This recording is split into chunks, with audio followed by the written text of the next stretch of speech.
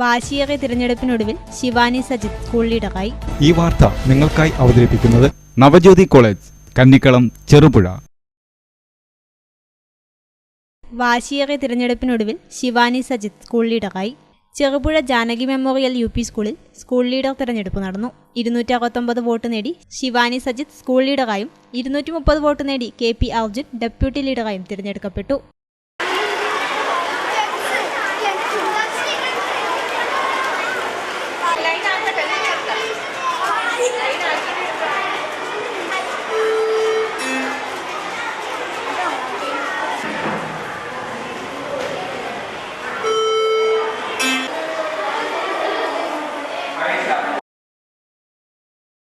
ജനാധിപത്യത്തിന്റെ പാഠങ്ങൾ കുട്ടികൾക്ക് പകർന്നു നൽകുന്നതിനു വേണ്ടി 50 വർഷങ്ങൾക്ക് മുമ്പ് ആരംഭിച്ച ബാലറ്റ് പേപ്പറിലൂടെ സ്കൂൾ ലീഡറെ തെരഞ്ഞെടുക്കുന്ന രീതി ഇന്ന് ഇലക്ട്രോണിക് വോട്ടിംഗിലേക്ക് മാറി.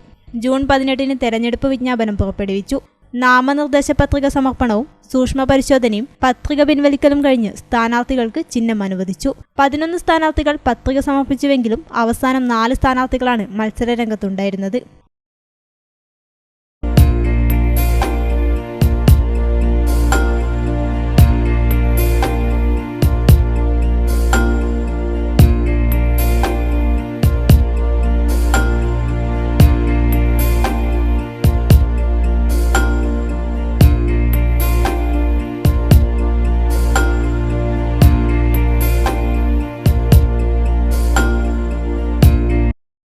മീറ്റ് ദി കാൻഡിഡേറ്റ് പരിപാടിയിലൂടെ സ്ഥാനാർത്ഥികൾ തങ്ങളുടെ തിരഞ്ഞെടുപ്പ് വാഗ്ദാനങ്ങൾ കുട്ടികളുടെ മുമ്പിൽ അവതരിപ്പിച്ചു.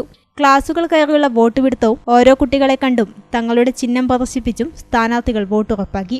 4 ബൂത്തുകളിലായി തെരഞ്ഞെടുപ്പ് നടത്തി. KP അർജുൻ, ശിവാനി സജിത്ത്, ശ്രീപാർവതി, K സൂര്യ എന്നിവരാണ് സ്ഥാനാർത്ഥികളായി ഉണ്ടായിരുന്നത്. മുഖ്യ തെരഞ്ഞെടുപ്പ് commissioner P Jeena, assistant commissioner TP Prabhakaran, K Satheesh, IT കോർഡിനേറ്റർമാരായ K അജിത്, ശ്യാംകൃഷ്ണൻ, അംഗങ്ങളായ K ശ്രീപാൽ, CK രജീഷ് എന്നിവർ ചേർന്ന് ഇലക്ഷൻ നിയന്ത്രിച്ചു. സ്കൗട്ട് ആൻഡ് ഗൈഡ്സ് ക്രമസമാധാന ചുമതല ഏറ്റെടുത്തു.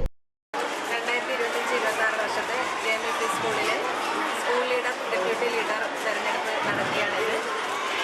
തെരഞ്ഞെടുപ്പ് വിജ്ഞാപനം പുറപ്പെടുവിച്ചു.